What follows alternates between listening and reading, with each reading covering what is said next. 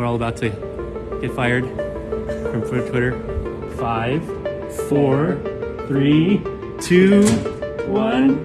Happy New Year! If you've been on Twitter this morning, you've probably seen the trending hashtags. Hashtag Twitter migration, hashtag RIP Twitter, and hashtag Twitter is over party. Twitter's done, dude. It's just done. Okay, if you haven't heard it, Twitter is dying before our very eyes, but Tumblr is having the night of her life. The overall gist of the people posting these hashtags seems to be a fear of Twitter's imminent collapse. But didn't Elon Musk just buy it? You tweet a lot. I use my tweets to express myself. Some people use their hair. I use Twitter. Well, yes, he did. And we also made a video about it. If you haven't checked it out yet, links in our description. Coming back to the topic. Yes, he did. But there is much more that has happened ever since. And in this video, we will discuss all of that. In this video, we will discuss the approaching downfall of Twitter.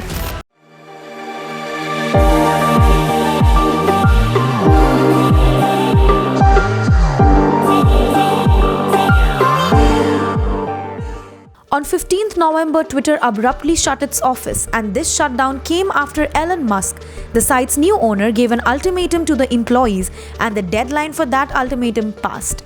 The ultimatum asked employees to sign on to his extremely hardcore work philosophy, which essentially asked workers to agree to work insane hours or quit with 3 months of severance pay. Okay, that's harsh. So how many people signed on to the Musk's ultimatum? Well, it's hard to know for sure. The news site Insider reports that fewer than 50% of Twitter's remaining workforce of 4,000 workers signed on.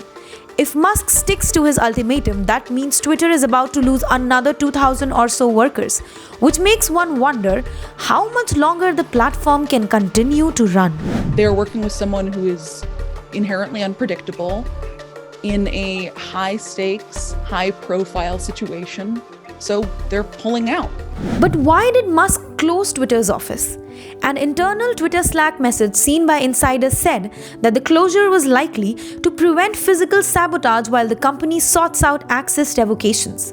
In other words, it seems like Twitter is worried that the disgruntled employees could wreak havoc on their way out of the door. Now the question is, why are Twitter users acting like the service might shut down? We're witnessing the demise of Twitter in real time, and I'm sitting here thinking, I have been a king on that app, my safe place, for years and years and years, and now all of a sudden Elon Musk comes along, and then all of a sudden, oh, it might be gone. Well, while Twitter isn't the largest social media platform, it is still a huge one. yeah, I know you're already aware. Anyways, large platforms need teams of people working day in and day out to make sure they run as they should. Users now fear that the company simply won't have enough people left to keep it running, especially with Twitter's offices closed. So are Twitter offices closed for the foreseeable future? No, the offices did reopen, but will they remain so? That's not a guarantee. Things at Twitter are so chaotic, no one can say for sure what may happen next. And guess what? Trump is back. On Twitter, I mean. In the immediate aftermath of closing the Twitter deal last month, Musk tweeted that no content decision or account reinstatement would take place before a content moderation council with widely diverse viewpoints convened. The promise doesn't seem to have held true because the account of former US President Donald Trump is back on the platform after a poll narrowly favored its return. His account was permanently suspended after Twitter found it encouraged violence during the 6th January riots in 2021. Musk conducted the poll on Twitter, which he claims is ridden with bots, asking users if Trump should be reinstated. More than half said yes, while 48.2% said no, with more than 15 million votes being cast.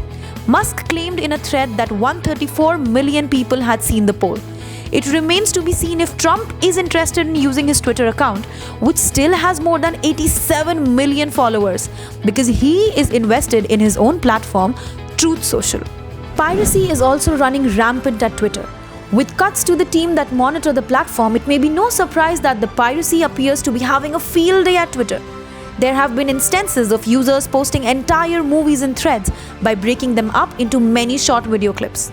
While some accounts have been suspended for such actions, piracy may remain an issue as the World Cup kicked off in November. Again, Did you check out our video about it? Come on, links in the description. Okay, coming back to this one. The anti-trans accounts made a comeback. Before reinstating Trump's account, Musk announced the return of Jordan Peterson and the Babylon Bee in a thread detailing Twitter's new policy on hateful tweets. They came just before Trans Day of Remembrance and also the day a gunman killed 5 in a gay club in Colorado. New Twitter policy is freedom of speech but not freedom of reach, Musk tweeted. Negative hate tweets will be max deboosted and demonetized. You won't find the tweet unless you specifically seek it out, which is no different from the rest of the internet. Peterson was banned from Twitter after he dead-named trans actor Elliot Page and called their surgeon a criminal, while the Babylon Bee was banned after naming US Assistant Secretary for Health Rachel Levine, who is a trans woman, as Man of the Year in an article. These moves may have an impact on hate speech on Twitter towards trans people and the rest of the LGBTQIA+ community. With all the chaos, there are chances that the mismanagement may continue. While there is no clarity on how many Twitter employees exactly remain, it is clear that the exodus is far from over. After many left the company last week refusing to give in to Musk's demand of extremely hardcore work, the new boss reportedly demanded that remaining engineers turn up to the San Francisco office, even those out of state, only to relax the demand later. There are also reports that Musk ordered all remaining developers to email him a bullet point summary of what their code commits have achieved in the last 6 months, along with up to 10 screenshots of the most salient lines of code. Musk also fired Robin Wheeler, former head of global ad sales, 1 week after persuading her to stay when she announced her resignation, along with former head of trust and safety, Yoel Roth. It's a little over 4 weeks since Elon Musk took over Twitter and the bird is far from freed. The platform is functioning with about 1/3 of the employees it had before Musk came on board. The result of a mass layoff followed by mass exodus, and there are reports of further layoffs to be made as soon as today. With reports that the platform could break under these conditions, everyone is anticipating what will happen next. But while the future of Twitter has a huge question mark on it, our channel has a subscribe and like button you can hit. So, you know the drill. Subscribe to our channel, comment your views, like our videos and share them with fellow enthusiasts. And until we meet next, stay curious, stay awesome. Volt of Vokes, signing off.